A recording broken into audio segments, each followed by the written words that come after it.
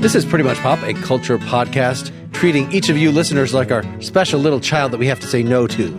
Today we're discussing Mike White's HBO show White Lotus, which premiered in 2021 and just finished its third season. I'm Mark Linsenmeyer, on a voyage of self-discovery, but who knows if I will survive. I'm Al Baker, very excited to talk about all the themes in the third season of The White Lotus, including China, Taiwan, and, of course, Buddhism. Excellent, Al. Thank you. Been working on that for days. I'm Sarah Lynn Bruck, and like Tanya, I'm confident I got this. My name is Lawrence Ware, and I have never stayed at a luxury resort. Same, girl, same. Now we're all thinking, like, does this count? No. I mean, I went to Hawaii for my honeymoon. Originally, in fact, they told us, we got to the hotel, and they said, oh, your room's actually not available. There was a fire on the island last night. People haven't left yet. Oh. So we'll send you to a different hotel, which was just as good for the first night. Was it a luxury resort? I don't think so. It probably was. Knowing you live in the lap of luxury. It probably was. It's 25 years ago, so it's hard for me to... Did the room issue reveal to your wife your underlying anger management and self-esteem issues? She did start crying when it happened because we had the wedding, and then such a long travel day. But no, I did not punch anyone. No one died. For not getting the pineapple suite? I know, Lawrence, you hadn't watched any of this, right? So did you just binge 3 seasons or did you just do season 3? No, I binged 3 seasons. Whoa. Wow. Give us your hot take. Yeah. I mean, maybe this is a hot take. I thought that season 3 was by far the weakest of the 3. I thought that the characters in season 3 were horribly underwritten and the finale was deeply unsatisfying. But seasons 1 and 2, top notch, very good. Kind of weird, but very good. Very white. Season 3, very disappointed. It did stretch out. I rewatched the first season after finishing season 3 because I just did not remember enough of it. And yeah, I really enjoyed that. I was a little teary at the end of it, but it was concise. Really good, yeah. It was 6 episodes. Yes. And then second season was 7. And then this season, 8 episodes with a really long finale that was apparently cut down from a 2.5-hour finale. So there were a whole subplot that got cut that they just couldn't fit in there. And maybe that was part of the reason why you're unsatisfied with everything but it was definitely a little more self-indulgent and like, let's really build the mood very incrementally. Mm-hmm. It felt like the first season was perfect. It was really perfect. It was concise. Every moment hit. It did what it needed to do. Second season, a little bit languid, but still really good. This one felt self-indulgent. It felt like the writer was Mike White. It felt like he was really high on his own supply, doing a little bit too much. Yeah, I mean, we can talk about it. Yeah, I also rewatched the first season after finishing the third, but the main reason I wanted to was I had exactly the same reaction to the third season. It was like, this doesn't feel nearly as good as the first season, and I wanted to understand whether I was being fair, and if so, what was different? Because the first reaction is, it just feels a little slower. Maybe it's just because the episodes are overlong.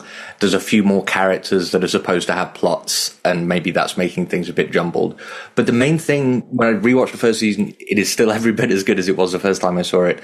And it's better for a whole bunch of reasons, not least because it's a lot funnier. I laughed out loud most of the episodes in the first season, and the third has gotten to a lot more kind of ponderous territory, and it's just a lot less of a good time. But that first season is just an incredible bit of TV. I don't want to just do all of the same talking points I did for the last episode, not 2 episodes ago when we did Severance. But this is another example, that recent phenomena of a TV show where the first season is absolutely top-notch, some of the best TV that's ever been made. And then the subsequent seasons just represent a slow downward decline. And it's a really weird modern phenomenon. I've kind of been thinking about that a lot. I was thinking about what you said too, Al. I agree with both of you that the third season wasn't as strong. I still enjoyed it. I also don't think of the show as particularly deep. You know, with Severance, it's such a rich show for discussion. I'm hoping that maybe we can return to that show when it ends. But this one has some discussion points, but it's also just lighter and fluffier than a lot of the other shows that we've watched. I think season 2 of The White Lotus is my favorite. I really love the themes in that one. I liked the first season as well, but I think if I were to order it, for me, season 2 is my number one first season comes next. And then the third season was my least favorite, but I still enjoyed it. And I was thinking what you said, Al, about one of the problems with Severance and some of these other shows that have sort of had us steadily gone downhill, like by their third season. And it was because they had promised so much in the first season and they didn't deliver on those promises. Whereas with this, each season stands alone. So you would think it wouldn't come up against those same problems, but it still did. It felt kind of bloated. There are too many characters. They were all kind of underwritten. I was disappointed that we had the upstairs, downstairs storylines from certainly the first and second seasons. I thought I really wanted to see more of the staff. You know, I wanted to see more from them, but I don't think Mike White just had enough gas in the tank to give them their own storylines. And yet he wrote 8 episodes. Right. One of the things, I think you put your finger on something really important, which is, I think one of the things that the show in the subsequent seasons does badly is not take advantage of the fact that it's an anthologized TV show. So in the second season, that everybody loves Jennifer Coolidge's performance, like throughout both. And I'm not going to say a bad word about it, but I'm not sure of the decision to turn these 3 seasons into a trilogy about the machinations of Greg from the Bureau of Land Management, which is what the overarching story has turned out to be. You mean Black Lives Matter? Yeah, because something about rewatching the first season is like Greg's character is clearly not being set up for any of this stuff. He comes across as just like a good guy who's maybe taking advantage a little bit, but not the huge degree of malfeasance going on in his heart. But then by the third, he's this international criminal mastermind. And, you know, it's an interesting character development, but I think given some of the messiness of the second and third seasons, it would have just felt a lot more tidy and a lot smarter and a lot more interesting to me to just have completely isolated stories for each season without these crossover characters. It does feel like they're just getting in the way. You don't need to build the White Lotus expanded universe. So my last bit of prep for this was trying to get further into Mike White. And I actually wish I had more time because I do feel like he is a brilliant filmmaker, showmaker over time. And so I watched Chuck and Buck, his first big thing, and just read a little interviews with him, and there's stuff about him and stuff by him on the official White Lotus podcast to try to get where he was coming from. And he gets very defensive about about his show, about his, like, pretty much, this is just my personal expression.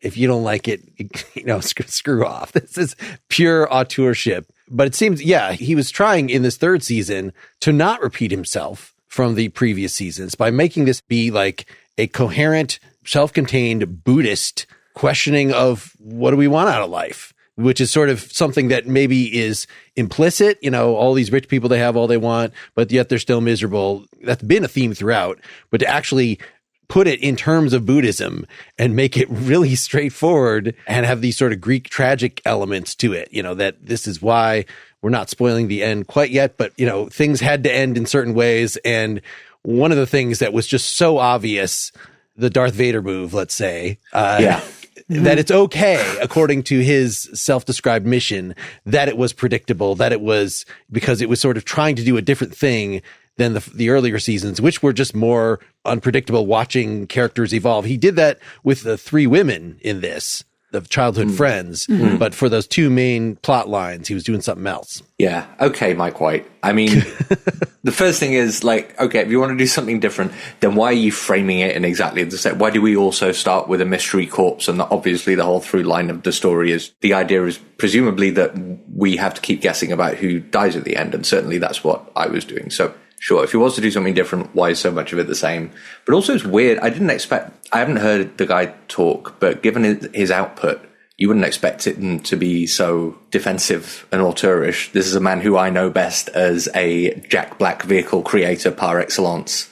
And writer of children's Despicable Me 4 screenplay, you know. And he's also an established actor as well. He's been on a lot of stuff. He is. And honest to God, School of Rock is one of the best movies ever made in its class. Like, as a family friendly star vehicle romp, it's absolutely second to none. And it's weird to me that he's trying to take himself so seriously. School of Rock's great. He's an interesting figure. I was also listening to a lot of his interviews, And he takes things very personally. And I think these are the White Lotus. He has explained that every single character in the White Lotus universe are a piece of him, you know, which kind of makes sense that he would want to create, you know, actors love working with him. They love the vibe that he creates. His crew, his actors, all of them seem to really, I guess, except for maybe the composer, which we can talk about. Big falling out with the composer, yeah. Big falling out.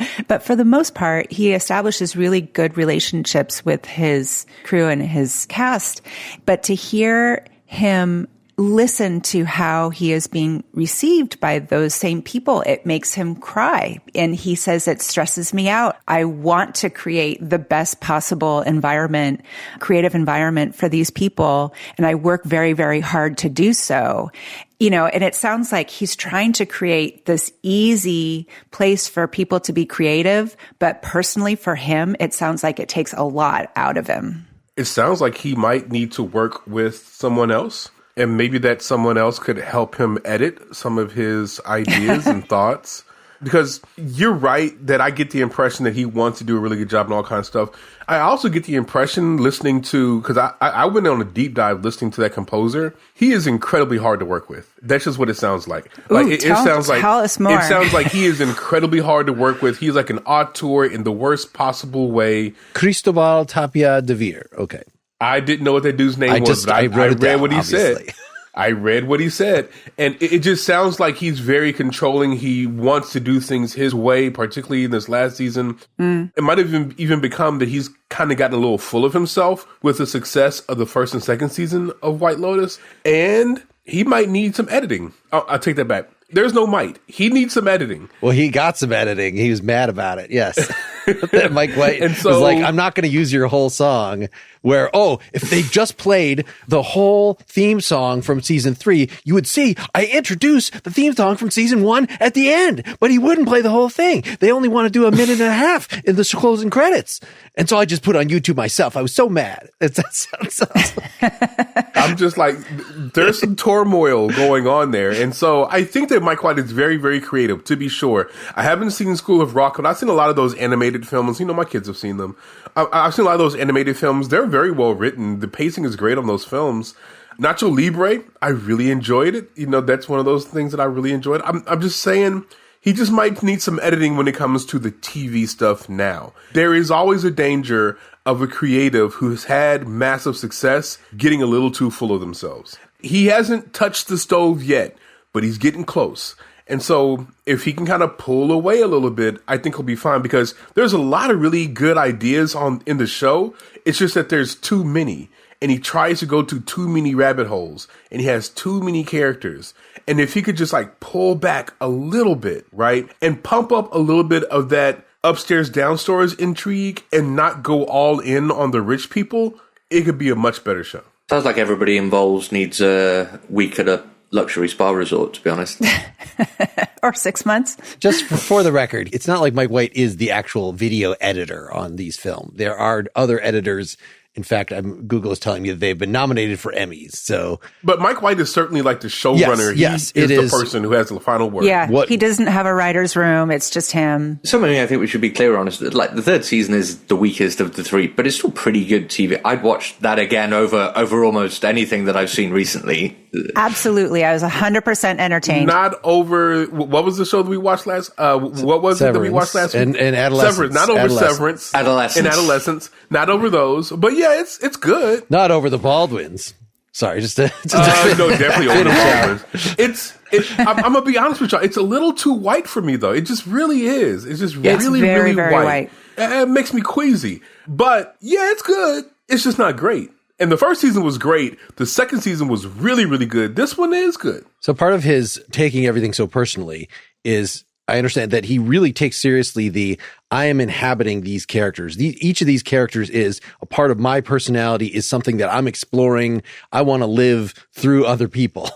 which is very weird, and partly because he is, very openly bisexual, and he like challenges sexuality in parts of his work. The thing that came up in season 1 with Steve Zahn, like in his real life, Mike White's dad, I guess, was a ghostwriter for Jerry Falwell, and then came out as gay and was rejected by the church.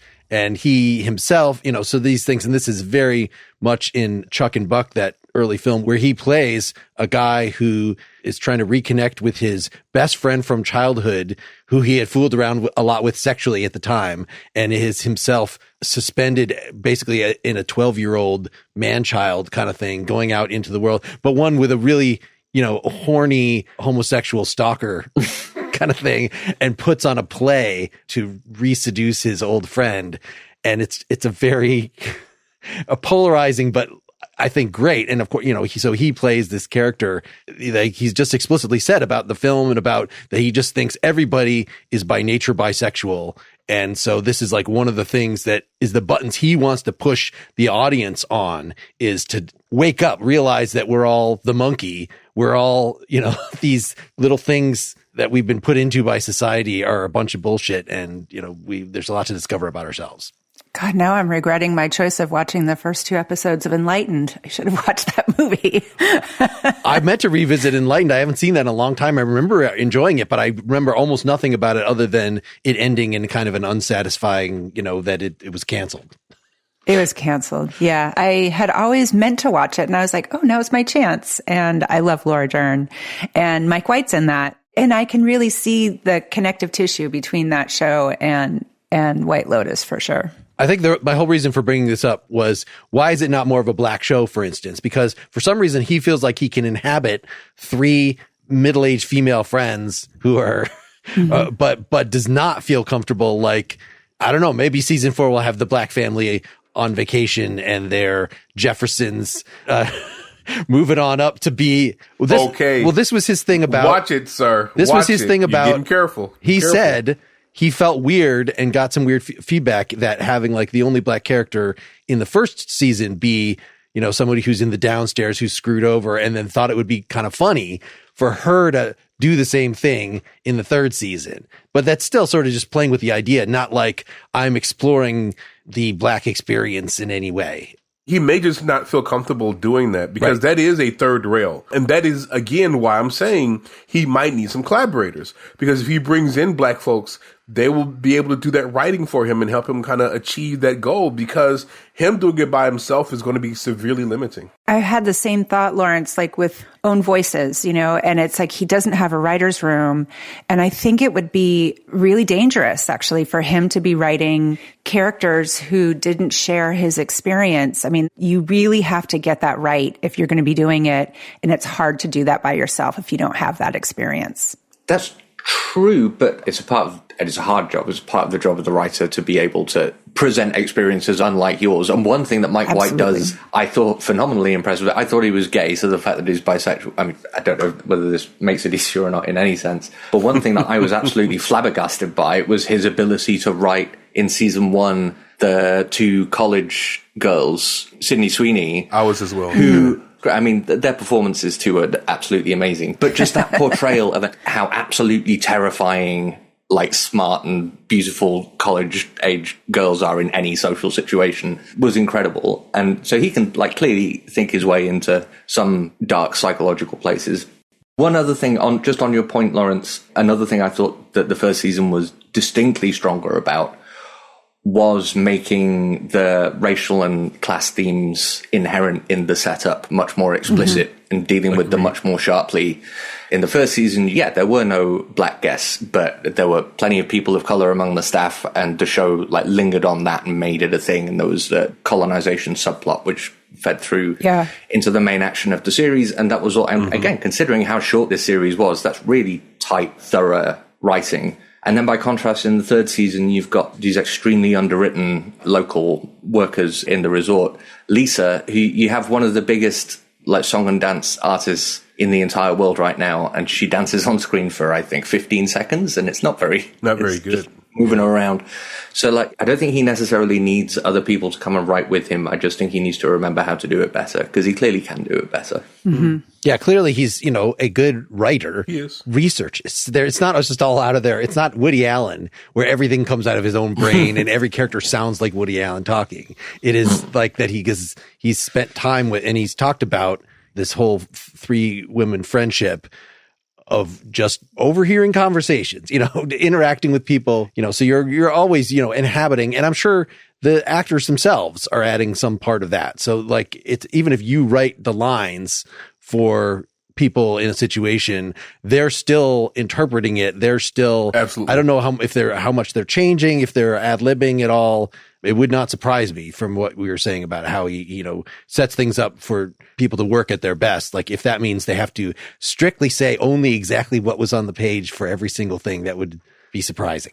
I wonder too, if just the themes of the seasons, like the first season was clearly on class and race and colonialism, as you said, Al, and season 2 was about sex, and it was about sexuality, yeah, finding desire while you're in a long-term relationship, and that is super relatable. And then with the third season, it was about enlightenment and identity and Buddhism, and I think like some of that just kind of went over my head because it's just not something that's so immediate. And also the first season, when it came out, it was absolutely, we were in the zeitgeist of that time. We were talking about class and race. We were actively talking about that. And to have a show that kind of dropped in our lap and was part of the conversation was really exciting. Enlightenment, it's like, okay, I can think about that for a little bit, but I don't think that audiences are as hungry for that as they would be for something that was as timely as the first season. And then, sex and desire is always, it's just kind of an evergreen topic that we're always willing to talk about. Let me give this show some grace and see if you guys agree with this. Maybe the problem is that we're just not Eastern thinkers. Like, is that the problem? That we're too westernized? And he was going for something that is more centered in Asian philosophy, Eastern lifestyle, Buddhism, enlightenment. That's just not my cup of tea. That's just not where I am. And so maybe the problem is me and not the show. Is that the problem? I think that's maybe the most generous take that I've ever heard you give. That's not on this podcast. That is not true. I'm very generous. Is this a Lawrence problem? Because ultimately, even if that were true, it's an HBO show. The audience is people like us, right? And if he can't make the Buddhism explicit enough or comprehensible enough to the target audience, that's probably still his issue. I think Sarah Lynn's critique is pretty much the right one. Although I don't know if it's enlightenment as such that's the issue, but it's the fact that you're setting it in these luxury resources, so race and class are always going to have to be central to the themes that you're discussing, and it probably would have felt more rewarding or more natural if the way that he'd done his Buddhism exploration was more sharply against that thematic backdrop, rather than just kind of off to the side. One of the good things about the Steve Zahn plot in season 1 was that every episode, it's like he had a different realization. Like, I think I'm dying. Oh, I'm not dying. Oh, I found out my father's gay. Oh, now I'm dealing with my marriage, my infidelity. There was a different deep thing that who I would ordinarily consider a very shallow actor. He's just talk about comedian. A journey, boy. He went on a journey in that season. As opposed to the Jason Isaacs one in this season, where it was one thing, he's just persisting in this so infuriatingly long. Yeah. Like, can you just say what's going on to your family? But like, it had to be that we're really going to put you through the ringer and make you want to punch this guy because he's being so stubborn, and I would rather die than lose my money, and I would rather kill my family than have them have to live without their money because of what they've expressed to me when I was, I guess, testing them to see if they could stand a life without money. Not a great dad. No, not dad of the year. He doesn't get that #1 mug. He also is not great with cleaning out kitchen appliances. Like, what? Really bad health and safety procedures across the board. Truly. Like, what? Was that just sort of I didn't see a problem with it. I was fine with it. The sloppiness. You were fine with that, just leaving it? Yeah. Sure. Well, I mean, so was there in season 3, in the service of making these parables deliver some just silly plot things? I mean, between letting the snakes go and the thing about, okay, this is spoiling then, the I am your father thing, like that it had to be, everybody had to say things just so they could be misinterpreted in stupid ways. Just bad planning by this guy, by the Walter Goggins character all around. Like, just leave the resort after you do this. He was so dumb. Yeah.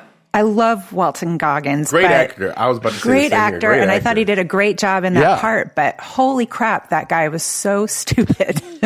It's the writing that failed it, because it had the potential to be a very interesting character.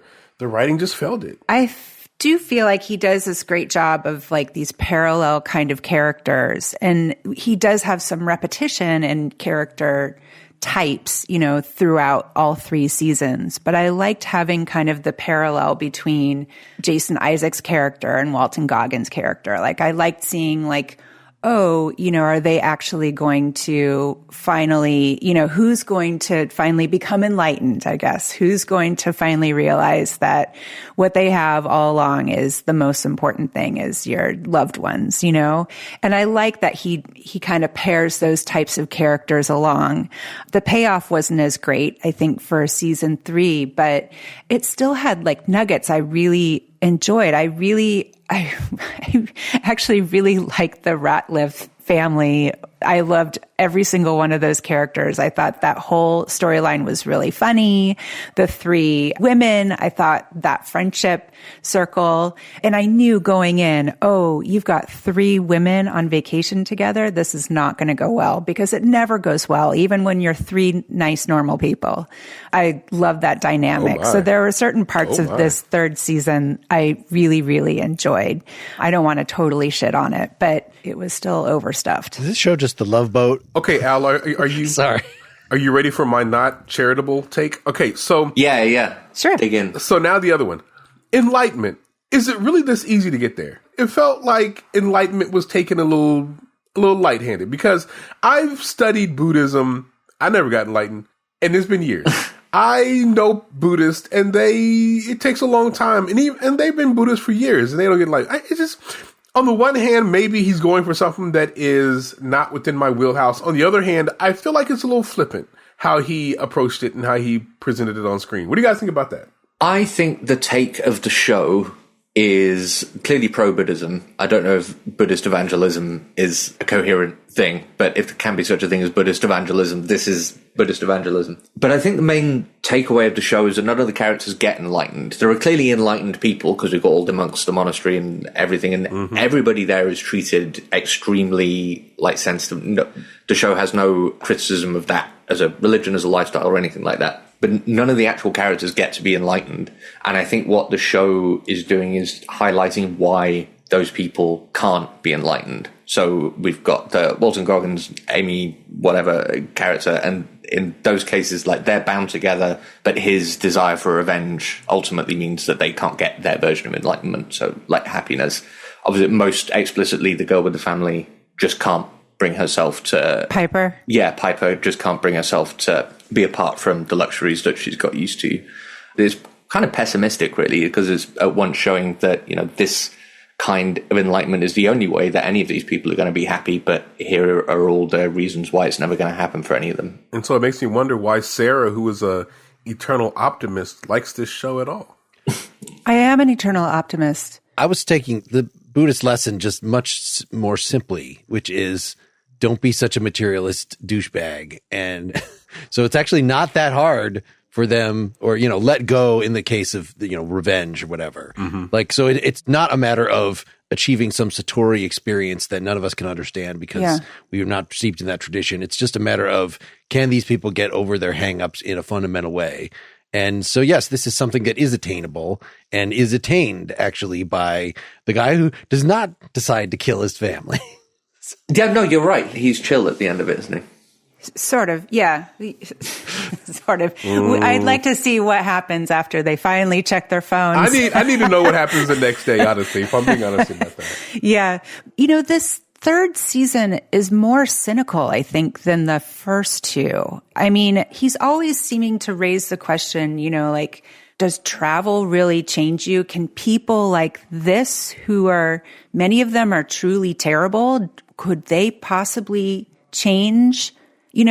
Because we have heard, and I even have heard Mike White talk about how travel has changed him. And I don't think that any one of these characters has really changed, And maybe it's just going to places like the White Lotus, where you're stuck in the same place. You're not really taking a peek at the culture of where the White Lotus is, and you're not engaging with the people who actually live there other than the staff who are there because they're paid to serve you. I wonder what Mike White is really telling us about travel and immersing yourself in other cultures with this show. Because I feel like he's really cynical with this season. I don't think that there's much going on here with these characters after they leave. The first season, at least, was also pretty cynical, just remembering like the end where Alexandra Daddario's character sheepishly goes back to the husband that she previously courageously decided to leave. Yes. But Armand, the manager, dies with a smile on his face. Like, he's kind of vindicated, I think, in the first season in terms of like going out in a blaze of glory. The show seems to be happy for him, or at least the show seems to think that he's satisfied with how things have turned out, which is, I guess, a form of like enlightened liberation, kind of like Jason Isaacs' character is getting at the end, because he's like got over his hang-ups. But it's been cynical and kind of, I don't want to say depressing, because that's not quite the right word. It's cynically hopeful, maybe, since the first season. It's an interesting tone. Yeah, and Rick dies with the sorry, spoiler alert. Yes, it's fine. Rick dies with a smile on his face too.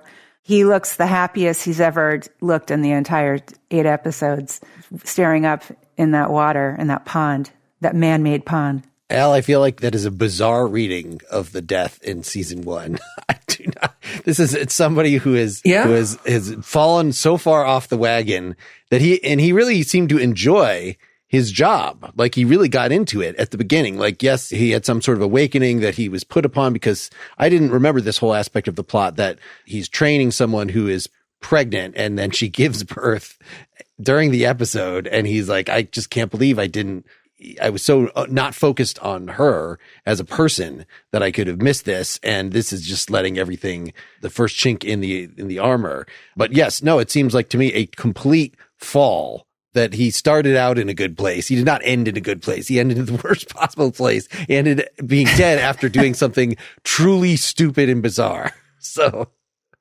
maybe this was literally just me, but I felt I was cheering him along the whole way. As soon as he was like, no, the guy from The Office has definitely ruined my entire life, so I'm just going to burn all this shit down. It was a real joyful rampage. That's so funny. I hope I go out like that. That is an interesting reading. That is a very interesting reading, Al. That is a very Al reading of that particular. You know what I liked about that? That was another pairing. So the Armand and Belinda, finding meaning in your work, and I wasn't so sure. I don't think he was very happy in his job. I think that he thought he was finding meaning in his work, and he was finding, nope, I need a break. That was a guy who really needed his own vacation. And Belinda was, oh God, my heart broke for this character with her and her interactions with Tanya, and just getting her hopes up. And she was just so vulnerable, and she really wanted to find meaning in her work. And she had thought she had found meaning in her work. And of course, that was a lie. Those two characters in the first season were so important, and I really felt their lack in the second and third season, or like a proper analog of them. Because Armand? Let's get the pronunciation right. Armand. He was an avatar for like one of the kind of realities of the leisure industry that the show was very good at satirizing, which is the chaos that has to go on behind the scenes in order to present this serene experience for the guests. And that was a source of a lot of the best like comedy and madcap behavior in the first season. That was kind of missing from the later ones. But Belinda's character, much more sharply in the first season than the third, she represented the incredible emotional inequality between the staff and the guests at somewhere like this, where like Jennifer Coolidge's character can come spend like a week or however long, emotionally unloading onto this poor woman and like having a life-changing healing experience, and then just completely leaves her in the dust. And then at the very end of the show, we have another boat of people coming on who are going to do exactly the same thing. Yeah. The satire is so sharp, and I missed that in the later series.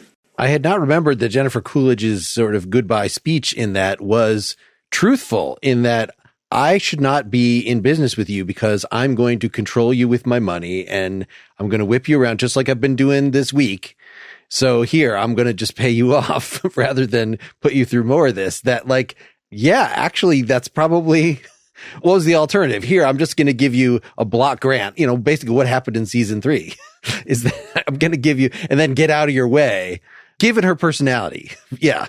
That is such privilege. And it's weird that she has kind of a self-awareness about that in that moment, because she's basically saying, yeah, I can make a total mess of my life. I can mess up your life, but I'm going to be okay because I have all this money, and it's like that character is just fantastic. I really missed her for the 3rd season because she had so many of the best lines, which I guess they gave to Victoria in this 3rd season. But, every now and then Tanya would have this moment of self-awareness where she would basically explain how terrible of a human being she is. And it's because of all of this money she has. She also predicted all of it in the episode where she's trying to dispose of her mother's ashes. And she says, my mother, all she cared about was male attention. She would control people with her money. She was emotionally manipulative. And then over the next 2 episodes, she proceeds to display all of these qualities in relation to Belinda and then apologizes for them later.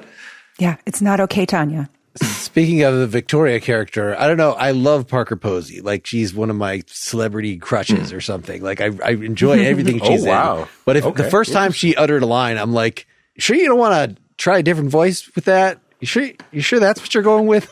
It was definitely a choice. Her accent? No, it was definitely phenomenal. Yes, it seemed like silly. It did not seem like a real Southern person to me. She was having a great time. Okay, I have a little bit of this. intel on this. So a relative of mine went to business school in North Carolina. And so he was around a lot of people like this. And he said that their accents actually were pretty spot on. That where she came from, and especially with all of the drugs that she was on and the alcohol, like it was that's how it sounds. And even his accent, which people were saying was objectively not as good, actually they do have, because he's British, right? He's a British actor. And so he has, like, when you're of that high a stature there, you do have a little bit of Britishisms in your speech patterns. So anyway, I heard that it's actually, even though both of them sounded a little bit ridiculous, they actually were pretty spot on. I would have preferred for them to not be as accurate to the place, because it completely pulled me out the show every single time they were on screen. Wow. I thought they were so fun. Actually, I did not think that he was so fun. I thought Victoria was very funny. And who does not have any growth. No. Oh, no. Oh, no. The only character that doesn't have any in the family that has no growth whatsoever. No, because she's proven absolutely right. Her big thing is believing that her daughter isn't going to follow through with going to study at the monastery, and she's proven exactly right. Mm-hmm. Mm-hmm. She gets to have growth after the fact when she has to live with no money. Yes. Yeah, we'll just see about that. The Schitt's Creek prequel is what we just saw. Yeah, I mean, she is channeling Moira for the accent. It sounds like, Lawrence, you were dismissing Guy Talk as not being a sufficient downstairs presence. Did you not find his plot with the gun and his embrace of Buddhism and nonviolence and satisfying enough to very underwritten? Oh God, that was so cynical too. It felt deeply underwritten. I wasn't taken by it, if I'm being honest with you. I just a lot of this season, I just found it to be deeply underwritten. It was almost like a Chekhov's gun. It just didn't work for me. It just didn't work for me this season. Unfortunately, I just don't have anything deeper to say than that. I was not taken by it. Didn't like it. That just reminded me when we were watching the third season, and in the first episode, they established the fact that the seeds of the fruit are poisonous. Mm-hmm. And my girlfriend looks at me and says, "This is the Chekhov's gun of the series." And then the next episode, there was an actual gun. And I was like, no, that's the Chekhov's gun of the series. There are a lot of Chekhov's guns. It turns out they're both Chekhov's guns, yeah. I did wonder why hope that they the had... listener know what Chekhov's gun is, but keep going, Sarah. I did wonder why at an expensive resort that costs like, what, $15,000 a night or something, you would have something that's called a suicide tree right outside your patio door. Like, I don't understand. It's not great planning because that's just an accident waiting to happen. Thailand doesn't have the strongest health and safety regulations, I think. I mean, but you would expect White Lotus to have stronger health and safety regulations, though. Well, yeah. you might do, but then people die there at a shocking rate. I think there should be a movie spin-off of this, which is a legal procedural about the class action lawsuit that all the guests bring. I was just thinking about that, Al, because this makes me not want to stay at a luxury resort ever, because there's a high probability that I might die. It just so many people die in this series. I'm willing to take that chance. I mean, if you don't go in there with a character flaw that will be your undoing, then I think you're okay. We all have character flaws. Like I don't brush my teeth or something. I'm going to die because of gingivitis. You don't brush your teeth? know. Of course I do. I'm just saying that somebody has like a minor character flaw and they will be their undoing in this world. I do wonder how long they can keep this going, because it's so silly, kind of, that every season there's going to be a death. It's going to happen. As I understand it, there are actually, especially in high-end hotels and resorts, a lot of bodies do crop up, but that's mostly because people who are terminal for one reason or another blow their last bit of money on a few nights in a luxury hotel, and then... That is so sad. That is so incredibly sad. I don't want to hear that. I can see that. Their last money, so they're going to die broke and dead. I could legit see that as a good White Lotus character plot, like someone who goes to the White Lotus with the... That's a book right now. Have you read The Wedding People? No. Anyway, that's the beginning of The Wedding People. Yeah, somebody goes to die at a luxury hotel. I mean, it's much more considerate to do it there than in your home where your family's going to find you. I'm just saying, if you're going to do that. But let's not do that. Let's just not go down. Where they have procedures to... Go out with a bang? To facilitate it. Yeah. Yeah. Go out with some really nice wine in your tummy and maybe some sleeping pills. Why not? So at the very least, the show will persist as a star launcher. That, right, Amy Lou Wood is now going to be able to do anything she wants for at least until she has a couple of year or two. I don't know if she has legs, but certainly right now we'll see what she does next. She was great. That was a great performance. I'm not sure she has the legs. It was okay. She's got great legs. Can we also talk about how this... Okay, I wasn't talking sexually, Al. Come on, man. But it's interesting to me how the show is set at these luxury resorts, and that incidentally means that we get to have a lot of very attractive people walking around or on the screen in swimsuits all the time. Mm-hmm. And, that makes the show easier to watch in some respects. It does. I'm just wondering how much of a deliberate choice that was on Mike White's part to say, we can also... for a slow moment, we can also have lingering shots of Alexandra Daddario getting in and out of pools, which are leveraged to great comedic and character effect in Sydney Sweeney's reaction. But it's just a notable feature of the show. Sure. Lots of penises as well. Full frontal male nudity, which you don't see in a lot of shows. Definitely a lot of that. I'm not mad about that. No, good for you, Mike White. Jason I'm learning a lot about you guys today. I'm learning a lot about From what I understand, I think a lot of stunt penises, right? You're not seeing Steve Zahn's real junk. Definitely prosthetics. The point, that was definitely... Definitely prosthetics. I don't know. CGI prosthetics. We saw a lot of Patrick Schwarzenegger. I've been on this podcast for years. I had no idea you guys are this much of a freak. I had no idea. I'm learning a lot about you guys. It's interesting. What? Freaky?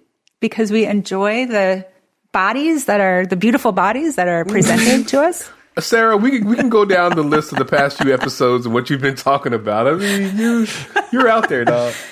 Oh well.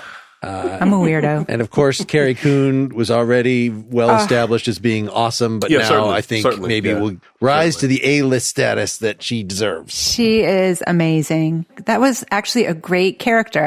There were certain aspects of this last season I really, really liked a lot. Sam Rockwell's speech. Like, what? Oh my God. Where did that come from? Yeah, really good. Really good. A career-defining monologue. That was a really good monologue. I will give you that. I turned to my wife and I said, they should use this monologue if you're auditioning for your high school play. And you have to come up with a monologue. Just read this monologue. I don't know about that one, but okay. And again, hearing Mike White talk about that Like, this is not just like some bizarre thing. This is him thinking through sort of from his own perspective, what people in sort of the Buddhist, like, oh, I'm seeking after pleasure. So, and he's talking about, I know these guys are really into Asian girls and what this means and what would the next level be, and sort of taking it from his own fiercely bisexual point of view. So it was not just writing a wacky character, which is how I read it for him. Yeah. Though clearly the reaction of the Walton Goggins character to it was exactly what he would think very reasonably would be the audience's reaction to it. Like, okay, man. That's really interesting, because I took that speech to be about the futility of Westerners trying to colonize Buddhism for their own enlightenment purposes and the kind of ridiculous knots that you end up tying yourself in if you try and do that. But it turns out like, that was just a Mike White insert. Maybe not quite that. It is playing with the philosophical ideas, but definitely his own fetish. I wouldn't overstate how artsy this is supposed to be. These Baywatch style slow-mo nudity and stuff. I think that it is kind of like The Love Boat, just done from an auteur perspective. It's classy. Yes, with better actors and no laugh track and really good clothes. It combines that high and low culture meshing that is in all the good postmodern art, I guess, these days. Honestly, I feel like this borrowed a lot from Downton Abbey, if I'm being honest with you. That upstairs, downstairs. Oh, yeah. It just seems like that is definitely coming out of Downton Abbey. That, and I guess the whole philosophy of like luxury, romantic drama kind of TV. We didn't talk about the topic of toxic masculinity, which is in all three of these seasons, so the whole Armand, the pineapple sweet stuff, we always have these male characters who are these alpha male characters, and either they do get their comeuppance or they, more often than not, they don't change at all. They have the three generations from season 2, which is so interesting because you've got this youngest kid who is trying to be a good guy, and it turns out he's just like his dad and his grandfather. I don't know. What did you guys think of the toxic masculinity as a topic in these characters? I think it's bad. Oh, I think it's bad to have toxic masculinity. What, I guess that's the question. Is there something more profound to say about it than that? Other than, I guess yes, it's covering up for some, just like all these, like my self-conception. It's a lot of bullshit that's covering up our basic humanity and deep insecurities that we should be getting over. And yeah, so it's just another coping mechanism. You didn't think it was more nuanced than that? I think it deserves a bit of credit for showcasing the kind of internal toll of toxic masculinity, because toxic masculinity on screen is often like very reasonably shown in terms of its effect on other people, and particularly women. But in The White Lotus, all of the toxically masculine characters only really torture themselves, apart from the anger management guy on the first thing. But he like drives his wife away. That's the main kind of outcome. But certainly Jason Isaacs' character and Walter Goggins' character, their toxically masculine urges just spell their own doom. Totally. But then you also see like the Megan Fahey and Theo James character in season 2, the Daphne and Cameron, that couple should on paper be divorced. But they're the happiest out of all of them. They figured it out. We can cheat on each other, and we keep our, we lie to each other.